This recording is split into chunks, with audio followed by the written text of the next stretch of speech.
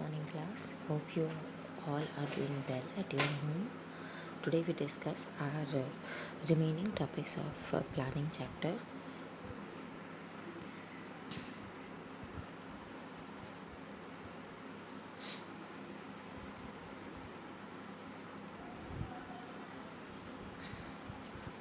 As we already discussed the meaning and definition of planning, features of planning, limitations of planning and importance of planning. And today we discuss planning process and types of plan.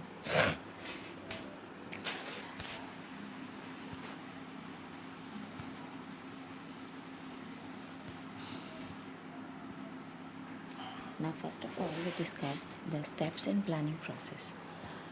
Here is a flow chart of planning process. Now, so let's start. First point is setting organizational objective. As हम सभी जानते हैं कि जब भी हम कोई objective decide करते हैं तो उस ऑब्जेक्टिव को फुलफ़िल करने के लिए हम प्लान्स बनाते हैं, प्लान्स को फॉर्मुलेट करते हैं.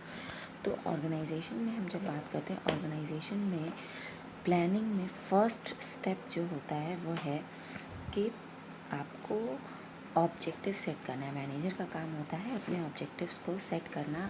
वो ऑब्जेक्टिव्स जिनको वो अचीव करना चाहता है या जिनके लिए वो सारी एक्टिविटीज़ को लाइन अप करता है.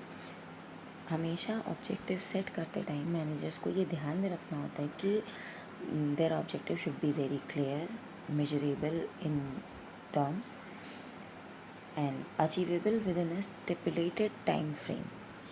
ये कुछ पॉइंट्स ऐसे हैं. मतलब क्या हो गया इनका कि जो भी ऑब्जेक्टिव सेट करने चाहिए वो सभी ऑब्जेक्टिव ऐसे होने चाहिए जिन ऑब्जेक्टिव्स को वो मेजर कर सके, अचीव कर सके और उसमें कोई कन्फ्यूजन ना हो. ऑब्जेक्टिव हमेशा क्लियरली डिफाइंड होने चाहिए ऑर्गेनाइजेशन के कि वो कभी भी कोई कन्फ्यूजन वहाँ पे नहीं हो. तो इसीलिए फर्स्ट स्टेप की हम जब बात करते हैं तो प्लानिंग के फर्स्ट स्टेप में आता है कि कैसे ऑब्जेक्टिव आपको सेट करने हैं और कैसे उन ऑब्जेक्टिव्स के लिए आपको प्लान्स को फॉर्मुलेट करना है. सेकेंड पॉइंट हम आते हैं डेवलपिंग प्लानिंग प्रीमाइसेस. अब यहाँ पे प्रीमिसेस का मतलब ये हो जाता है क्योंकि बच्चों के दिमाग में ये पॉइंट आता है कि प्रीमिसेस क्या होता है. तो यहाँ पे हम जब बात करते हैं प्रीमिसेस का मतलब होता है जो बेसिक अजम्पशंस होते हैं, बेसिक अजम्पशंस जिनके अकॉर्डिंग हम अपने ऑब्जेक्टिव्स को सेट करते हैं और जिनके अकॉर्डिंग हम अपने प्लान्स को फॉर्मुलेट करते हैं. तो प्लानिंग प्रीमाइसेस का मतलब यहाँ क्या हो गया या डेवलपिंग प्लानिंग प्रीमाइसेस का मतलब हो गया कि जो भी ऑब्जेक्टिव्स हैं उनको पूरा करने के लिए जो बेसिक एजम्पशंस हैं या जो आसपास की चीज़ें हैं, जो ऐसे फैक्टर्स हैं जिनके अकॉर्डिंग आप अपने गोल को या अपने ऑब्जेक्टिव को अचीव कर सकते हैं, वो यहाँ पे पॉइंट आ जाता है कि प्रिपरेशन या developing planning premises.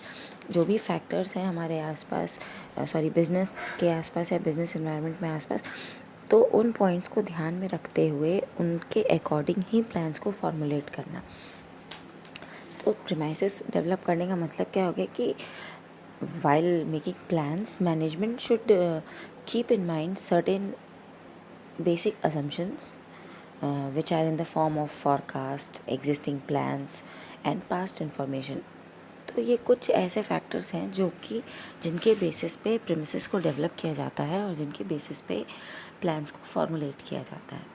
Next point पे हम आते हैं identifying alternative course of action. Alternative course of action का मतलब यहाँ क्या हो गया, जैसे यहाँ देखिए कि once objectives are set and assumptions are made, then the next step is to identify all possible alternative course of action.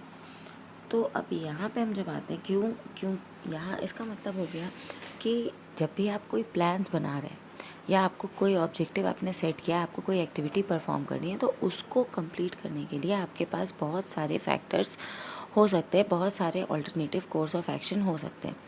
अब हम एक एग्ज़ाम्पल ले सकते हैं कि आपको अपने घर से स्कूल आना है. अब स्कूल आने के लिए आपके पास मोड ऑफ़ कन्वीनियंस बहुत सारे हो सकते हैं. आप साइकिल से आ सकते हैं, आप जो पब्लिक ट्रांसपोर्ट है, ऑटो हो गया या रिक्शा हो गया या बस हो गया, आप उससे आ सकते हैं, आप अपने फ्रेंड के संग आ सकते हैं, आप पैदल आ सकते हैं, आपके पास कई सारे यहाँ पे ऑल्टरनेटिव हो सकते हैं। बट अब आपको अगर आपका ऑब्जेक्टिव है कि आपको स्कूल टाइम से पहुंचना है, तो आप जो बेस्ट ऑल्टरनेटिव होगा आप उस ऑल्टरनेटिव को चूज़ करेंगे। तो वैसे ही जब हम ऑर्गेनाइजेशन की बात करते हैं, तो ऑर्गेनाइजेशन में भी जो गोल्स हैं उन गोल्स को अचीव करने के लिए प्लान बनाए जाते हैं, और उन गोल्स को अचीव करने के कई सारे ऑल्टरनेटिव कोर्स ऑफ एक्शन हो सकते हैं जिनके थ्रू आप गोल को अचीव कर सकते हैं। तो यहाँ पे जब हम प्लानिंग प्रोसेस में थर्ड पॉइंट की बात करते हैं, तो जो भी ऑब्जेक्टिव सेट किए गए हैं उनको अचीव करने के लिए जो सबसे बेस्ट पॉसिबल वे है उस वे को आइडेंटिफाई करना। फिर हम आते हैं evaluating alternative course of action and selecting the best possible alternative. अब जैसा कि हमारे पास अभी हमने जो आपको एग्जांपल दिया है कि आपके पास स्कूल पहुंचने के कई सारे ऑल्टरनेटिव हो सकते हैं मोड ऑफ कन्वीनियंस चूज़ करने के। अब हर ऑल्टरनेटिव के कोई पॉजिटिव एस्पेक्ट होंगे, कोई नेगेटिव एस्पेक्ट होंगे। तो उन पॉजिटिव और नेगेटिव एस्पेक्ट्स को ध्यान में रखते हुए सभी ऑल्टरनेटिव्स को इवेलुएट करना और उसके अकॉर्डिंग अपने सूटेबल जो कोर्स ऑफ एक्शन है हम कह सकते हैं, या सूटेबल ऑल्टरनेटिव है उसको चूज़ करना, ये नेक्स्ट स्टेप आ जाता है। जैसे यहाँ दिया है the positive and negative aspect of each alternative need to be evaluated, its feasibility, consequences etcetera. तो इस स्टेप में जो भी हमारे पास available alternative course of action होते हैं उन सबको इवेलुएट करना है, उनका इवेलुएशन करना, और उनके जो भी हम कह सकते हैं प्रोज एंड कॉन्स हैं, जो भी मेरिट और डिमेरिट्स हैं उनको अंडरस्टैंड करना, और उसके अकॉर्डिंग जो सबसे बेस्ट पॉसिबल ऑल्टरनेटिव है उसको चूज़ करना। फिर नेक्स्ट स्टेप पे आते हैं हम फॉर्मुलेटिव डेरिवेटिव प्लान्स। अब यहाँ पे क्या है, डेरिवेटिव प्लान्स का मतलब, या हम कह सकते हैं कि जो भी मेन प्लान होता है, मेन प्लान के सपोर्ट में एक डेरिवेटिव प्लान बनाया जाता है। मैं कह सकते हैं एक प्लान उसके सपोर्ट के लिए प्रिपेयर किया जाता है कि अगर हमारा जो मेन प्लान है वो सक्सेसफुल नहीं हुआ, या उसको सक्सेसफुल करने के लिए कुछ सपोर्टिव प्लान्स की ज़रूरत होती है, तो डेरिवेटिव प्लान्स को फॉर्मुलेट किया जाता है। फिर हम आते हैं next, implementing the plan and follow up action. जब हम सबसे बेस्ट ऑल्टरनेटिव को चूज़ कर लेते हैं, तो जो प्लान बनता है उसके अकॉर्डिंग वो प्लान मैनेजर्स को दे दिया जाता है इम्प्लीमेंट कराने के लिए। जैसे दिया है, this step is concern with putting the plan into action and managers monitor the plan carefully while it is implemented. तो जब बेस्ट ऑल्टरनेटिव चूज़ कर लिया गया, प्लान फॉर्मुलेट कर लिया गया, उसके बाद ये मैनेजर का काम होता है कि उस पर्टिकुलर ऑल्टरनेटिव को इम्प्लीमेंट कराए, यानी उस प्लान को इम्प्लीमेंट कराए, प्लस रेगुलर और केयरफुल मॉनिटरिंग भी ज़रूरी होती है प्लान के इम्प्लीमेंटेशन के बाद, ताकि ये पता चल सके टाइम टू टाइम कि जो पर्टिकुलर स्टैंडर्ड फिक्स किए गए हैं वो अचीव हो रहे हैं कि नहीं, जो गोल सेट किए गए हैं वो गोल अचीव हो रहे हैं या नहीं। तो timely monitoring of plan is also very necessary. हम कह सकते हैं कि the manager needs to monitor the implementation of plan carefully and continuously, and monitoring helps in finding out whether the plans are being implemented according to schedule or not। तो ये तो हमारे steps हो गए प्लानिंग प्रोसेस के। अब हम आ जाते हैं जो हमारा लास्ट टॉपिक है इसमें, टाइप्स ऑफ प्लान। अब पहले तो प्लान की मीनिंग हम समझ लें। A plan is a specific action propose to help the organisation achieve its objective. It is a document that outlines how goals are going to be met. The importance of developing plans is evident from the fact that there may then one mean of reaching a particular goal. तो plan जो है वो specific action होता है, या हम कह सकते हैं एक पर्टिकुलर कोर्स ऑफ एक्शन है जिसके अकॉर्डिंग ऑर्गेनाइजेशन अपने ऑब्जेक्टिव्स को अचीव करता है। ठीक है,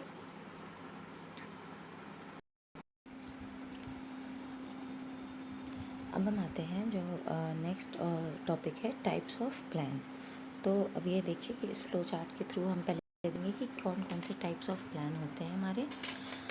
objectives, policy, strategy, procedure, rule, method, budget and programme.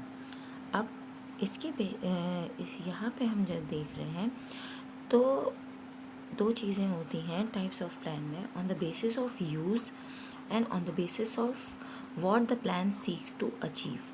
तो दो तरीके की यहाँ जो हमने ये क्लासिफिकेशन बनाया है वो है on the basis of what the plan seeks to achieve. तो इसके अकॉर्डिंग ये हमारे 8 टाइप्स ऑफ प्लान हैं। और on the basis of use दो तरह के प्लान्स होते हैं, single use plans and standing plans. तो सिंगल यूज़ प्लान्स में होते हैं कि जिनको सिर्फ एक बार ऑर्गेनाइजेशन यूज़ करती है अब पर्टिकुलर डिमांड को या पर्टिकुलर सिचुएशन को हैंडल करने के लिए। अब उसके एग्जांपल हो सकते हैं हमारे, जैसे प्रोग्राम हो गया, ये हमारा सिंगल यूज़ प्लान हो गया। बजट है, बजट भी हमारा सिंगल यूज़ प्लान है। और जब हम बात करते हैं स्टैंडिंग प्लान्स की, तो स्टैंडिंग प्लान्स का मतलब होता है रेकरिंग प्लान, या वो प्लान जिनको हम बार बार यूज़ कर सकते हैं इनडेफिनेट पीरियड ऑफ टाइम तक।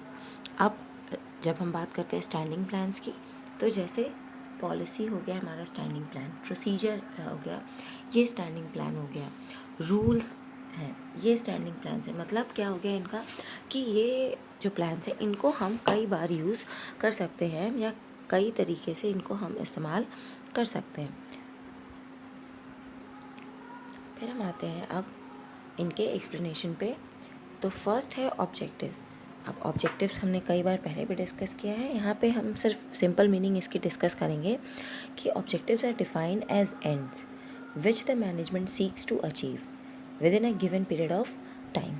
मतलब क्या हो गया कि ऑब्जेक्टिव्स जो है वो हम कह सकते हैं मैनेजमेंट की या ऑर्गेनाइजेशन की वो डिज़ायर्ड फ्यूचर पोजीशन होती है जिसको वो अचीव करना चाहते हैं या जहाँ तक वो पहुँचना चाहते हैं। ठीक है, जैसे यहाँ दिया हुआ है कि objectives are defined at end, या हम ये कह सकते हैं कि objectives are end results which the management seeks to achieve. जो मैनेजमेंट अचीव करना चाहता है वो एंड रिजल्ट होता है ऑब्जेक्टिव। हम ये भी कह सकते हैं कि all objectives are expressed in specific terms and are set up by the top managers और टॉप मैनेजमेंट। अब हम एक एग्जांपल ले सकते हैं, जैसे यहाँ दिया increasing sales by 10% in the next quarter. अब ये क्या है, ये ऑर्गेनाइजेशन का एक ऑब्जेक्टिव हो गया, ऐसा ऑब्जेक्टिव जिसको कि हम एक स्पेसिफिक टर्म में एक्सप्रेस कर सकते हैं एंड मेजर कर सकते हैं। फिर नेक्स्ट पॉइंट पे हम आते हैं स्ट्रैटेजी। अब policy. Policy is a general which bring uniformity in decision making for achievement of predetermined objectives। मतलब क्या हो गया कि ये एक जनरल स्टेटमेंट कह सकते हैं या एक जनरल हम थिंकिंग कह सकते हैं जिनके अकॉर्डिंग आप पर्टिकुलर डायरेक्शन में काम करते हैं। हम ये कह सकते हैं कि ये policy act as a guide to managerial action and decisions. एक गाइड की तरह हेल्प करती है। पॉलिसी ये बताती है कि आपको कैसे काम करना है। अब एक एग्जांपल हम छोटा सा ले सकते हैं, जैसे कहीं कोई ऑर्गेनाइजेशन है और उन्होंने एक पॉलिसी बना रखी है कि there is a 10% of post in each department of a firm are reserve for a woman. तो अब उनके ऑर्गेनाइजेशन में ये एक पॉलिसी बनी हुई है कि जो भी वैकेंसी आएगी उसमें 10% सीट हर डिपार्टमेंट में वुमेन के लिए रिजर्व्ड होगी। तो ये पॉलिसी हो गया। तो हम ये कह सकते हैं कि policy is a general statement which guides manager to take proper decision. Next हम आते हैं स्ट्रैटेजी पे। स्ट्रैटेजी का मतलब हो गया strategy is a comprehensive plan for achieving an organisational goal. ये कम्प्रहेंसिव प्लान होता है। कम्प्रहेंसिव प्लान का मतलब क्या हो गया कि इसमें फॉरकास्टिंग इन्वॉल्व होती है, इसमें एक मिशन हम कह सकते हैं, एक विज़न होता है कि आपको क्या अचीव करना है, आपको एलोकेशन ऑफ रिसोर्सेज कैसे करने हैं ये मेंशन होता है, या पर्टिकुलर कोर्स ऑफ एक्शन को फॉलो करने से कंपनी की या ऑर्गेनाइजेशन की स्ट्रेंथ बढ़ेगी या घटेगी या उसके कॉम्पिटिटर्स पे क्या असर पड़ेगा। ये सारे पॉइंट्स जो होते हैं वो स्ट्रैटेजी में मेंशन किए होते हैं. It is set bye the top level of management after studying business environment. Business environment की प्रॉपर स्टडी करने के बाद स्ट्रैटेजी फॉर्मुलेट की जाती है. फिर हम आते हैं नेक्स्ट पॉइंट पे, प्रोसीजर. प्रोसीजर का मतलब हो गया कि एक तरीके से हम कह सकते हैं कि these are the routine and chronological steps on how to carry out activities. ठीक है, अब जैसे यहाँ दिया है procedure consist of sequential steps to carry of activities within the policy framework. मतलब वो सारे स्टेप्स जिनके अकॉर्डिंग अपने ऑब्जेक्टिव्स को अचीव करना है ऑर्गेनाइजेशन को, उनको हम प्रोसीजर कहते हैं. फिर हम आते हैं रूल पे. Rule is a specific statement that specifies what is to be done और नॉट टू बी डन. अब यहाँ का मतलब, इसका मतलब क्या हो गया कि रूल हमें बताता है कि क्या करना चाहिए ऑर्गेनाइजेशन में और क्या नहीं करना चाहिए. ठीक है, इसमें हम कह सकते हैं कि रूल में मैनेजर का कोई अपना डिस्क्रेशन अलाउ नहीं होता. और इसको हम ये भी कह सकते हैं कि इस रूल्स एक्सपेक्ट स्ट्रिक्ट कॉम्प्लायंस. मतलब उनको फॉलो करना स्ट्रिक्टली मैंडेटरी होता है, या ये ज़रूरी होता है कि जो रूल हो उनको आपको फॉलो करना है. जैसे आप एक एग्जांपल ले सकते हैं कि smoking is not allowed in school premises and office premises. तो ये रूल हो गया. फिर हम आते हैं मेथड पे. मेथड का मतलब हो गया कि method is a standardised way और prescribed manner in which a task has to be perform considering the objective. अब इसका मतलब क्या हो गया कि मेथड वो तरीके हो गए या वो स्टैंडर्ड वे हो गए एक्टिविटीज़ को परफॉर्म करने के लिए या अपने रूटीन वर्क को प्रोग्राम करने के लिए, जिनको कि रिपीटेड मैनर में और एक गिवन मैनर में रेगुलर फॉलो किया जाता है अपने ऑब्जेक्टिव्स को अचीव करने के लिए. फिर हम आते हैं बजट पे.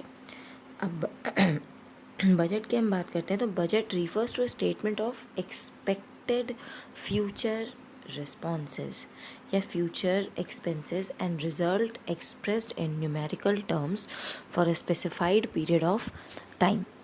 तो अब बजट में बेसिकली जो एक्सपेक्टेड फ्यूचर एक्सपेंसेस हैं या फ्यूचर एक्टिविटीज़ हैं उनको रिकॉर्ड करते हैं, प्लस जो रिज़ल्ट एक्सप्रेस्ड हम कर सकते हैं न्यूमेरिकल टर्म्स में, उनको रिकॉर्ड किया जाता है. और लास्ट है programme. Programme is a detailed statement about a project which outline the objectives, policies, procedures, rules, task, resources required to implement any course of action. हम प्लान में ये कह सकते हैं, प्रोग्राम को हम ये कह सकते हैं कि एक तरीके से डिटेल्ड स्टेटमेंट होता है जिसमें ऑब्जेक्टिव्स, पॉलिसीज़, प्रोसीजर्स, सारी चीज़ें इन्वॉल्व होती हैं जो कि रिक्वायर्ड होती हैं किसी भी ऑब्जेक्टिव को या किसी भी एक्टिविटी को परफॉर्म करने के लिए या ऑब्जेक्टिव को अचीव करने के लिए. ठीक है, and thank you for listening me. I hope आपको चीज़ें थोड़ा क्लियर हुई होंगी. जो भी डाउट्स हैं उनको आप मुझसे पूछ सकते हैं. Thank you.